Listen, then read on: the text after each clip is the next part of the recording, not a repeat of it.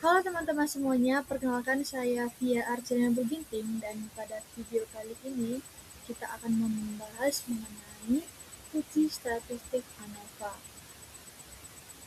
Apa sih itu uji statistik ANOVA? Uji ANOVA ataupun Analysis of Variance merupakan uji hipotesis yang dikembangkan oleh R. Fisher dan digunakan untuk mengambil kesimpulan berdasarkan kelompok data dalam penelitian eksperimental. Dalam uji ANOVA, yang pertama itu, hipotesis nol ataupun H0 itu menyatakan bahwa semua perlakuan memberikan efek yang sama terhadap sampel. Dan uji ANOVA ini digunakan untuk menguji hipotesis perbandingan lebih dari dua kelompok. Nah, jenis-jenis ANOVA itu ada 4 berdasarkan desainnya. Yang pertama ada ANOVA satu arah ataupun one-way ANOVA. Uji ANOVA ini adalah uji perbedaan antara dua atau lebih kelompok dengan hanya satu faktor yang dipertimbangkan. Digunakan ketika peneliti hanya ingin mengetahui pengaruh satu variabel bebas terhadap variabel terikat. Dan yang kedua adalah ANOVA faktorial.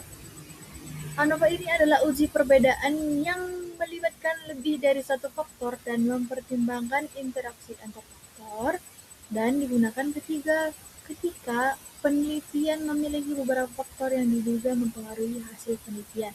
Yang ketiga, ANOVA repeat measures, di mana digunakan ketika subjek penelitian itu mendapatkan perlakuan yang berbeda dalam waktu yang berbeda. Biasanya ini digunakan pada penelitian sebelum dan sesudah perlakuan pada kelompok yang sama. Dan yang terakhir adalah multivariate ANOVA ataupun MANOVA, digunakan untuk mengukur lebih dari satu variabel respon dalam satu eksperimen. MANOVA ini memungkinkan peneliti menganalisis beberapa variabel dependen sekaligus. Hasil uji ANOVA. Hasil dari uji ANOVA adalah nilai F-test ataupun F-hitung yang nantinya akan dibandingkan dengan nilai tabel F, di mana jika nilai F-hitung lebih dari F-tabel maka menerima H1 dan menolak H0, yang berarti ada perbedaan bermakna rata pada semua kelompok. Selain menggunakan F-hitung, keputusan juga dapat dilakukan dengan melihat p-value atau nilai probabilitas. Jika nilai probabilitas lebih rendah dari 5% dengan tingkat kepercayaan 95%, maka H0-nya ditolak. Lalu, tujuan utama ANOVA ini adalah mengetahui apakah rata-rata beberapa kelompok berbeda secara signifikan, di mana pengujian dilakukan dengan membandingkan variasi antar kelompok dengan variasi di dalam kelompok menggunakan nilai F. Lalu, apa syarat-syarat yang harus kita ketahui pada uji statistik ANOVA? Menurut Ruang tahun 2017, untuk dapat melakukan uji ANOVA ada beberapa syarat yang harus dipenuhi, yaitu yang pertama, independensi observasi, di mana setiap observasi dalam analisis ANOVA harus bersifat independen, dengan nilai dari satu responden tidak boleh dipengaruhi oleh responden lainnya. Yang syarat selanjutnya adalah syarat normalitas, di mana data yang ada harus berdistribusi normal. Dan yang ketiga adalah homogenitas varians, di mana varians antara kelompok yang dibandingkan harus homogen. Homogenitas menunjukkan bahwa penyebaran data pada masing-masing kelompok tidak berbeda secara signifikan. Kemudian penggunaan uji statistik ANOVA. Uji statistik ANOVA ini digunakan untuk menguji perbedaan antara dua atau lebih kelompok melalui analisis varians dengan karakteristik pengguna ANOVA. Yang pertama, menguji perbedaan umum antar kelompok, di mana tidak secara langsung menunjukkan kelompok mana yang berbeda, dan jika hanya menggunakan satu faktor maka disebut one-way ANOVA. ANOVA lebih efisien dibandingkan melakukan banyak uji T karena dapat membandingkan beberapa kelompok sekaligus dalam satu analisis. Selanjutnya, bagaimana kita melakukan uji ANOVA secara manual? Sebelum melakukan pengujian terhadap varians populasi, terlebih dahulu kita lakukan perhitungan yang pertama varians antara rata-rata sampel, yaitu mengukur variasi yang terjadi antara kelompok yang dibandingkan, dan selanjutnya kita mengukur variasi dalam kelompok sampel yang terjadi di dalam masing-masing kelompok.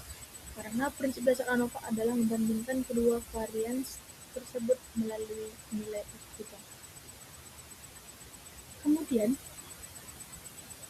uji varian untuk nilai sampel yang sama, di mana perhitungan dilakukan terhadap beberapa kelompok sampel yang memiliki jumlah angkut yang sama. Data disusun dalam bentuk sampel 1, sampel 2, sampel 3, dan sampai sampel PK, di mana masing-masing memiliki sejumlah nilai pengamatan X1, X2, X3 sampai dengan Xn. Tahap ini bertujuan untuk memperoleh ukuran keragaman data yang nantinya digunakan dalam perhitungan ANOVA.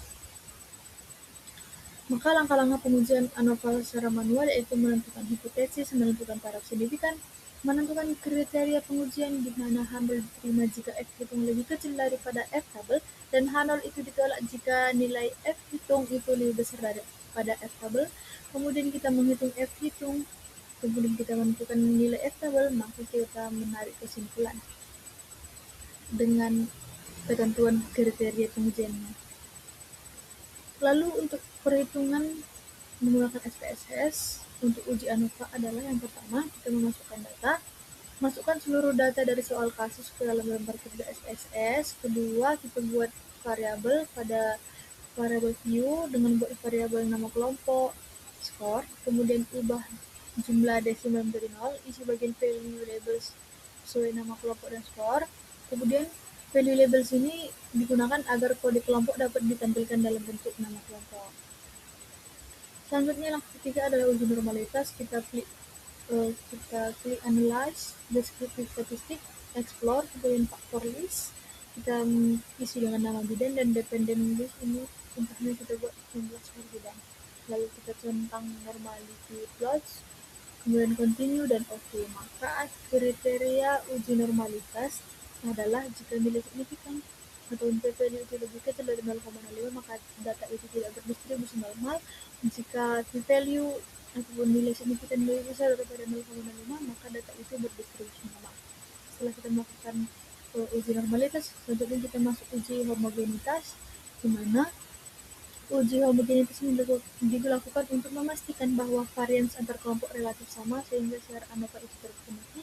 Dengan kriteria uji homogenitas itu nilai signifikan based on mean-nya lebih kecil daripada 0,05 maka variasi data tidak homogen. Namun jika based on mean-nya ataupun value-nya lebih besar daripada 0,05 maka variasi datanya itu homogen. Kemudian untuk uji homogenitas ini caranya adalah di SPSS kita klik analyze, pilih compare means, kemudian kita klik one way ANOVA, kemudian kita masukkan skor ke dependent list, kelompok ke faktor, kemudian kita klik option, kita centang descriptive dan homogeneity of variance test, kita klik continue dan OK. Selanjutnya untuk uji lanjutnya di mana post-hoc ini ataupun uji lanjut ini digunakan untuk mengetahui apakah kelompok mana yang berbeda setelah ANOVA menunjukkan adanya perbedaan signifikan. Dengan langkah-langkah kita klik analyze, compare means, selanjutnya one way ANOVA, masukkan skor ke dependent list, kemudian kelompok ke faktor, kita klik post-hoc, kemudian pilih UK ataupun jika data homogen, dan games how well jika data tidak homogen. Kita klik continue dan OK. Dengan interpretasi ataupun kriteria signifikan lebih kecil daripada 0,05 ada perbedaan, dan lebih besar daripada 0,05 tidak ada perbedaan. Nah, kita langsung ke soal kasusnya. Diketahui kasus sebagai berikut dan data sebagai berikut. Berdasarkan hasil berikut, kesimpulan yang tepat adalah jawabannya adalah C, karena uji normalitas itu kan kalau nilai signifikan itu lebih kecil daripada 0,05 datanya itu tidak normal. Kalau lebih besar daripada 0,5 maka data normal. Uji homogenitas seperti itu lebih besar daripada 0,5 maka datanya homogen. Maka dari datanya sudah diketahui berapa signifikan dari uji normalitas Shapiro-Wilk dan uji homogenitas, maka diketahui seluruh ams- eh, sel- seluruh asumsi ANOVA terpenuhi dan dapat dianalisis menggunakan uji ANOVA. Selanjutnya adalah diketahui sebagai berikut. Pertanyaan ini adalah kesimpulan yang tepat dari kasus berikut. Maka jawabannya itu adalah B, karena kriteria ANOVA itu kan signifikannya lebih kecil daripada 0,5 ada perbedaan. Jika lebih besar maka tidak ada perbedaan karena nilai signifikan kita 0,67 lebih kecil daripada 0,5 maka hanya ditolak dan terdapat perbedaan rata-rata kecepatan penginputan rekam medis antar aplikasi.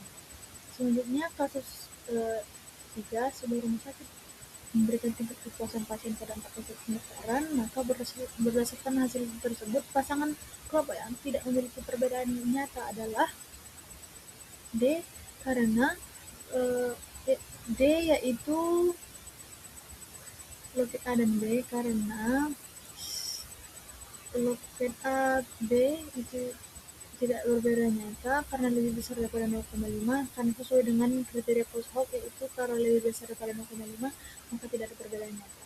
Jadi pasangan yang tepat adalah loket A dan loket B. Jadi sekian yang dapat saya sampaikan. Terima kasih.